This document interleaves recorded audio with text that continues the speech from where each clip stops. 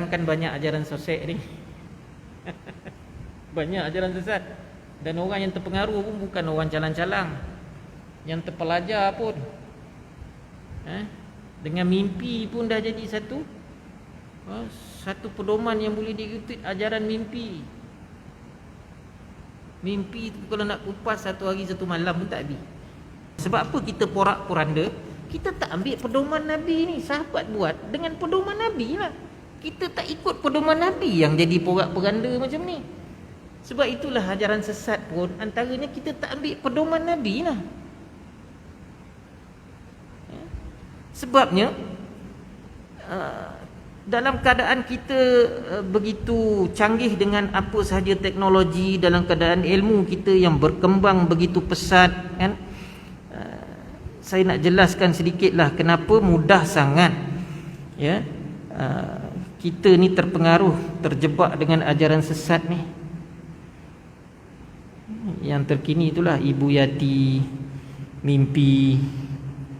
Siapa Ibu Yati ni saya pun tak kenal lah. Saya pun tak kenal katakan. Dia daripada dulu lagi ajaran sesat ni taklid buta nama dia. Taklid buta ni apa? Ikut-ikut. Pasal apa yang kita nak ikut-ikut ni? Yang kita ikut ialah Nabi, pedoman kita Al-Quran dan juga baginda sallallahu alaihi wasallam. Dari segi sumber hukum Al-Quran, lepas itu sunnah Nabi, selepas itu ijma', selepas itu qiyas. 4 sumber ini tak lari daripada syarak. Serupalah ketika Nabi mengutuskan Muaz bin Jabal ke Yaman.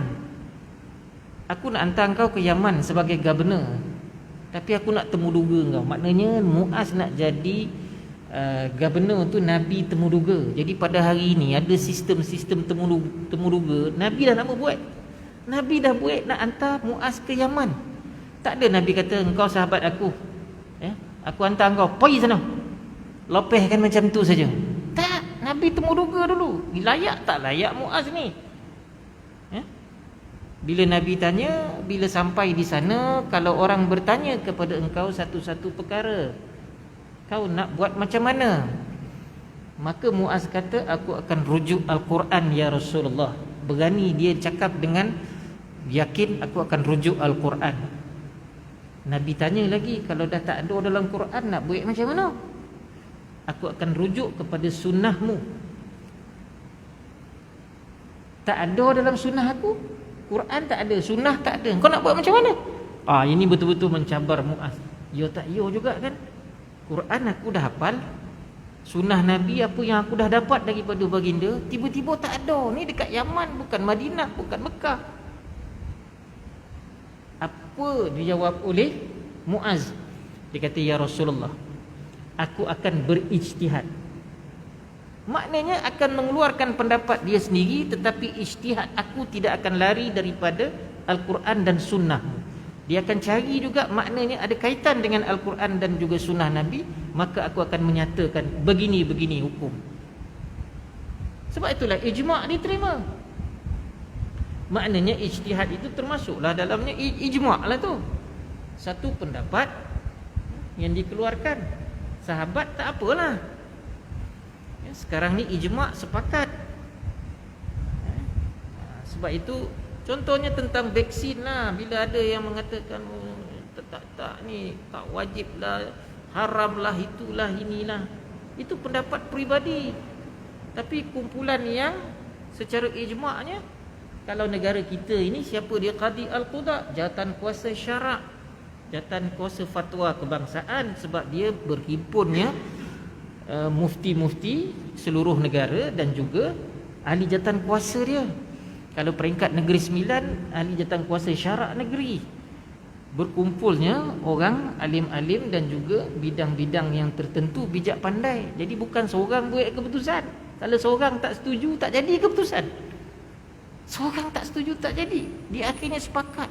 Kadang-kadang nak mengeluarkan satu-satu hukum yang tak ada dalam Quran dan hadis berdasarkan ijma' ini 2 jam. Kadang-kadang kertas kerja dibentangkan, kita nak keluarkan fatwa 10 perkara. Satu perkara 2 jam. memang berbahas. Sebab itu ya, kalau saya diminta berada dalam jawatan kuasa, tak apalah, saya surrender lah. Saya untuk budak sekolah, saya tak apalah. Dengan tuan-tuan pun saya buka kitab saja. Ya. Jadi kenapa boleh terima ajaran sesat ini sehingga tidak berlaku adil kita terhadap makhluk? Kerana taklid buta, main ikut-ikut aja. Main ikut-ikutlah. Kenapa tak nak vaksin? Saya ikut dia kata. Siapa dia tu? Kenapa kau ikut orang ni yang apa ni, ajaran mimpi ni? Dia kata, betul. Kono pula yang kedua tu kerana hasutan syaitan. Syaitan ni dia pandai. Dia akan menampakkan di hadapan mata perkara yang haram ini, perkara yang salah ni, dia akan nampak dalam bentuk baik. Dia akan nampak dalam bentuk baik. Jadi kita pun kata, betul lah. Akhirnya kita terima dengan keadaan begitu. Rupanya syaitan berjaya menghasut kita. Jadi maknanya kenapa mudah ya, terlalu taklid buta, main ikut-ikut.